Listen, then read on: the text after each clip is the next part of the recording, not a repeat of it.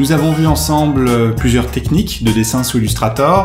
Maintenant, ce que nous propose Stéphane, c'est de découvrir des formes et en fonction de la nature de la forme, de choisir la meilleure technique. Et puis là, on va te voir à l'œuvre, hein. Donc n'oublie pas de nous expliquer tes raccourcis, qu'est-ce que tu utilises, etc. Alors là, on a une première forme basique, hein. Basique qu'on peut retrouver dans un logo, par exemple. Hein. Imaginons, voilà, une patte d'éléphant. On a scanné ou pris en photo une carte de visite pour redessiner quelque chose, ou on s'est inspiré d'une forme dans la nature, ou un crowbar. Encore une fois, je vais sauter dédicace au premier épisode. Ou un crowbar qu'on a sketché rapidement et on veut refaire une forme à partir de ça. Donc ici, j'ai importé déjà en tant que modèle, hein, juste pour le rappel, un petit double-clic ici et on peut demander modèle. Hein, ça permet de baisser l'opacité de la forme de base. Ouais, donc là l'objectif c'est de redessiner dessus dans la calque. Voilà, donc tu vas refaire cette forme. Je vais refaire cette forme ici. Donc ici ce que je vais faire, je vais revenir en mode normal et je vais prendre, donc on avait vu d'abord le bon raccourci c'est A pour prendre la flèche blanche et P avant de prendre la plume. Le fameux AP. Donc ici on va se concentrer sur cette forme là. En fait, ce que je vais tâcher de voir quand je redessine une forme, surtout là si c'est des formes un petit peu ovoïdes, un peu avec de la rondeur, hein, c'est forme filaire, bien on va faire juste des points, des clics, hein, tout simplement. Je vais essayer d'identifier où sont en fait les points, le point le plus haut, le point le plus sous-côté, et en fait où sont les points importants lorsqu'on va dessiner un quart de courbe ou un quart de cercle. Okay, donc ici qui peuvent être étroitisés, etc. Donc là, moi j'identifie clairement un point, 2 points, 3 points, le point le plus bas ici, le point le plus haut sur cette forme-là. Ok. Donc plusieurs façons de faire. Je peux très bien faire une façon très simple pour les débutants. Du coup, je mets les points là où je pense qu'ils doivent être. Donc ça te fait des droites parce que tu laisses pas appuyer. Exactement. Okay. Et maintenant, alors je vais activer mes raccourcis pour vous montrer. Maintenant, si j'appuie sur Alt sans changer d'outil, je vais pouvoir basculer sur mon outil de conversion de point d'ancrage, alors en cliquant au bon endroit, ici. Et je vais pouvoir ressortir des droites. Okay. Donc même principe, je vais pas trop loin, bon voilà c'est pas parfait, mais c'est pas grave, c'est juste un point de départ, tout simplement. Ici si je reviens, excusez-moi, hop, il faut que je resélectionne mon tracé, de temps en temps je l'avais désélectionné, et je vais pouvoir ici travailler. Ok, t'es pas loin déjà. Là je suis pas loin. Maintenant, il y a des fois où je pourrais pas, parce qu'il faudra peut-être ajouter un point intermédiaire. Alors je peux toujours reprendre ici mon point, le redéplacer, etc., etc. Avec les flèches de mon clavier aussi, je peux parfois ajuster, parce que parfois le magnétisme, qui est très très bien, mais va pouvoir nous embêter. Le magnétisme, c'est ce qui va nous permettre de venir se caler sur des éléments qui existent dans le document, comme les repères commentés, hein, c'est ce que vous voyez en survol quand je passe des petites informations en survol, d'alignement, etc. Donc ça, parfois, on peut les désactiver. Et avec les flèches, parfois, c'est très pratique d'être sur les repères commentés et juste d'utiliser la flèche pour refaire un petit calage. Ok. Donc ici, si je viens un petit peu me concentrer juste sur cette zone-là pour premier temps. Donc là, je pourrais très bien essayer de venir retravailler. Et là, on va s'apercevoir que dans ce cadre-là, je peux mettre majuscule aussi pour garder toujours mon horizontal ici. Pas une obligation, mais je trouve qu'on a des cours plus propres.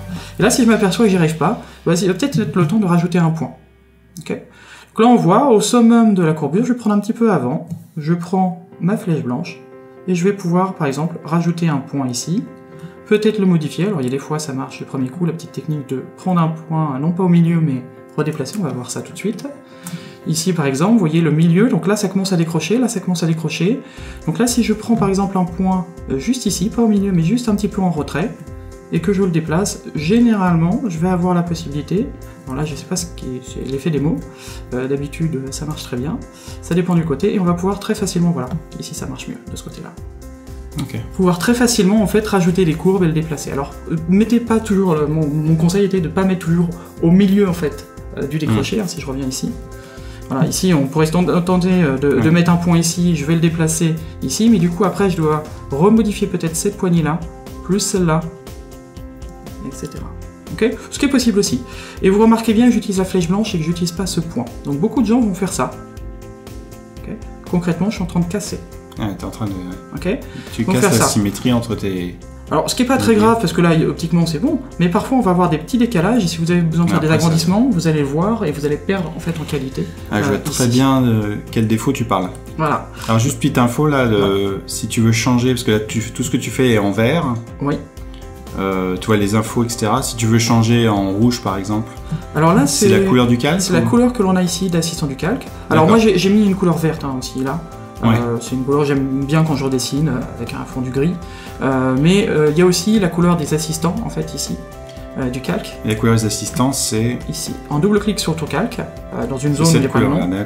Et là, par exemple, ici. C'est le tracé sélectionné. Et si je désélectionne mon tracé, là, on voit que la couleur de mon tracé était verte. D'accord. Ok. Voilà. Donc ici, voilà, donc on va pouvoir s'amuser à redéplacer un petit peu les éléments ici.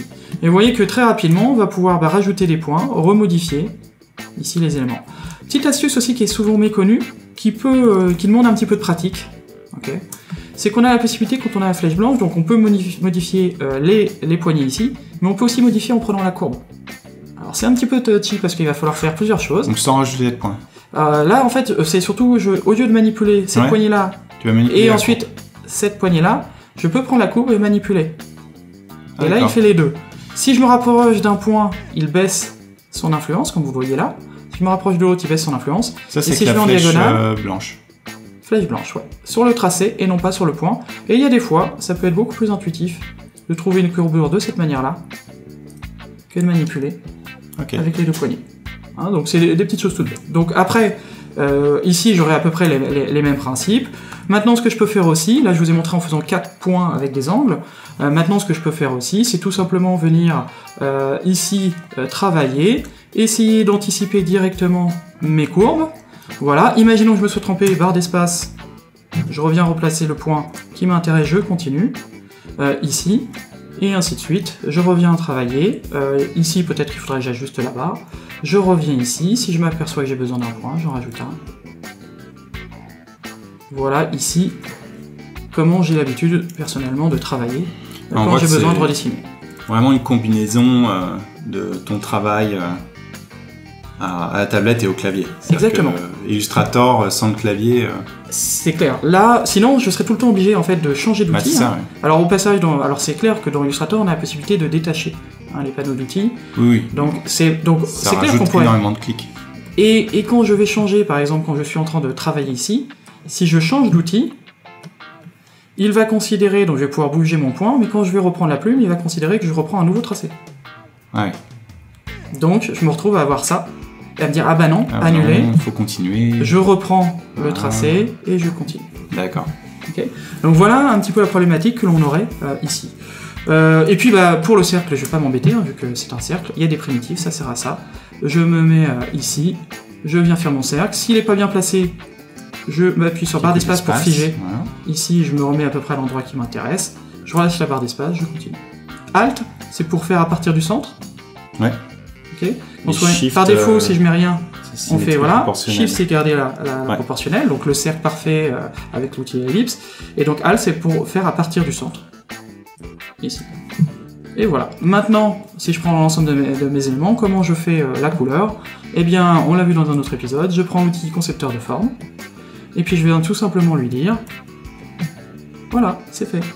Ça, c'est en couleur, et on a bel et bien notre forme ici, qui a fonctionné.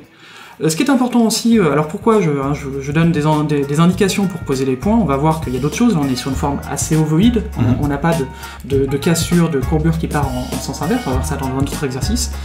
Tout simplement parce que c'est important d'optimiser le nombre de points.